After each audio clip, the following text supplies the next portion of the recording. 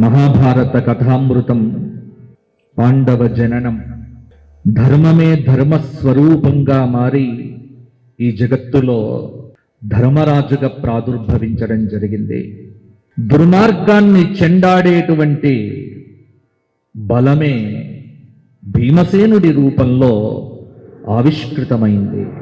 సత్యస్థాపన చేసి ఈ జగత్తులో ఉన్న కల్మషమును పోగొట్టడానికి పరాక్రమమే అర్జునుడి రూపంలో ప్రాదుర్భవించింది. వివేకము, విచక్షణ, ధర్మము, నీతి కోల్పోయినటువంటి ఈ సమాజాన్ని నీతి మార్గంలో నడిపించటానికే నకులుడు అవతరించినాడు. సకలమైన యువరక్తమును యుద్ధశాస్త్ర ప్రావీణ్యత నేర్పరితనంలో నిష్ణాతులు చెయ్యటానికి సహదేవుడు ఉద్భవించినాడు.